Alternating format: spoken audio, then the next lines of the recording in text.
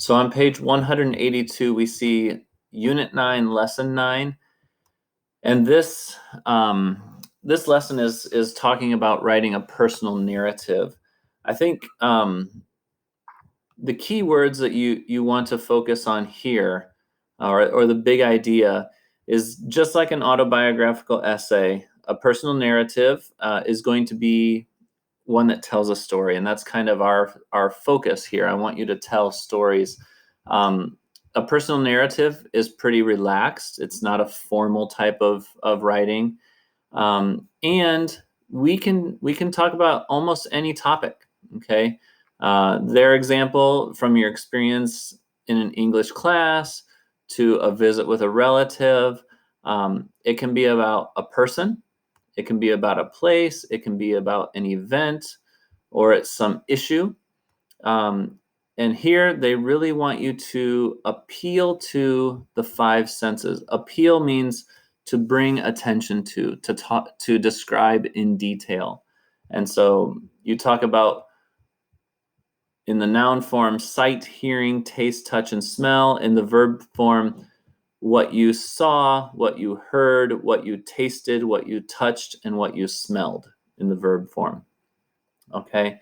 Most often, a personal narrative is going to be told in chronological order, time order.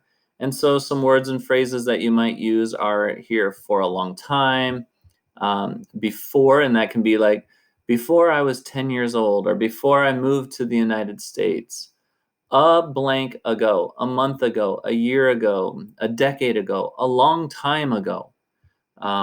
Later, soon as, afterwards, ever since, and since then. So those are all just some writing, tips, some keywords that you would want to use in a personal narrative.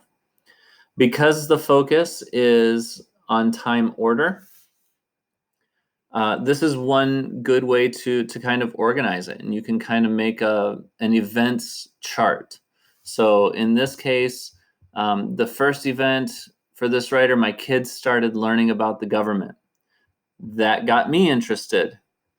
I began to make environment. I began to make changes to reduce my carbon footprint, how much I waste. A few months ago, and here we see that keyword, my son suggested that I use cloth bags for groceries. Soon, I began to recycle, and finally. So we see these are in sequence and time order. Please jump to page 210 in your book.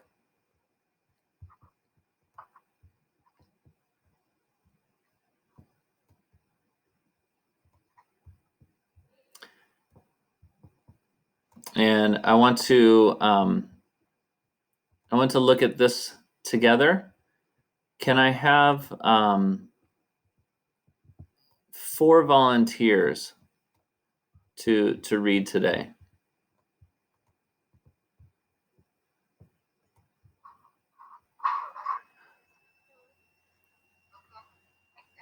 Okay, Vidya, first paragraph, Teresa, second one, Siham, third one, Ines, fourth one.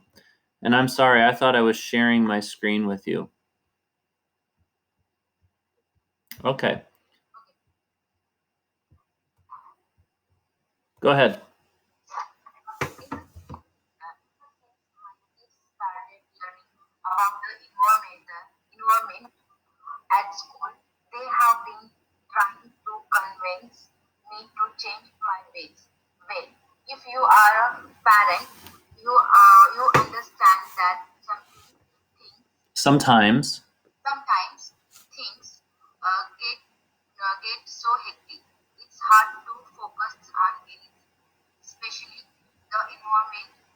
However, despite my busy schedule, my kids have convinced me to make a few changes to reduce my carbon footprint. Very good. And real quickly here, Vidya, the pronunciation here in American English, we say environment.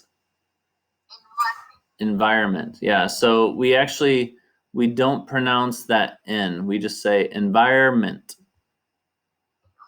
Very, very good. Paragraph 2, please. A few months ago, my 7 years old son suggested that I use cloth bags instead of plastic ones to carry groceries and other products.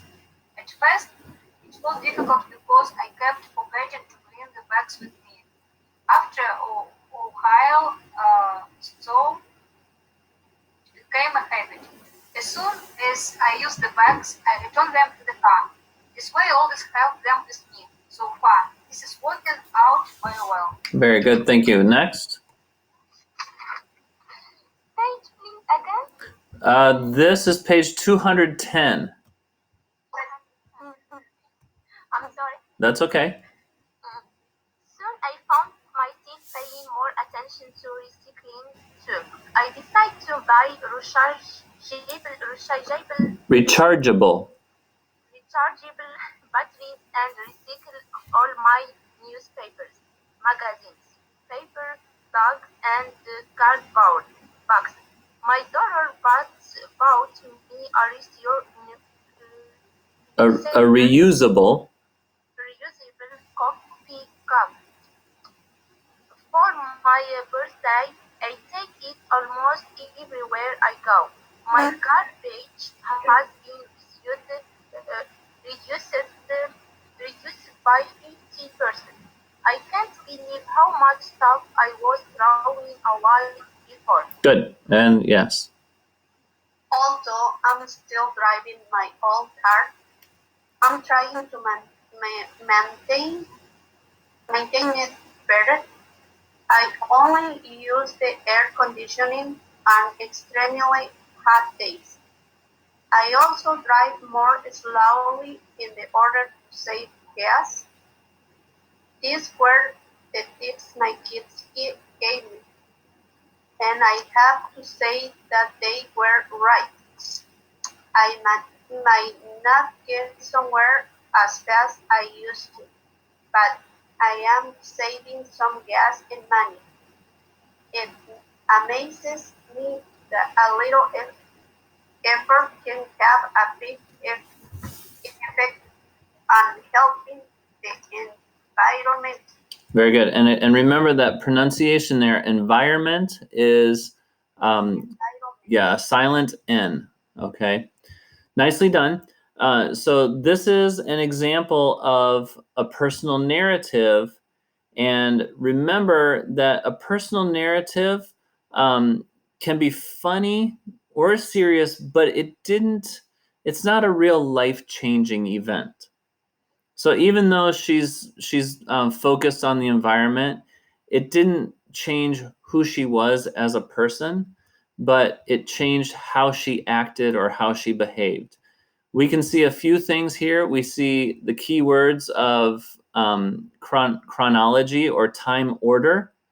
And so we know that she's going step by step. And it's also very relaxed. You know, this does not sound like a formal written paper. Okay, so that's an example of a personal narrative essay. Okay.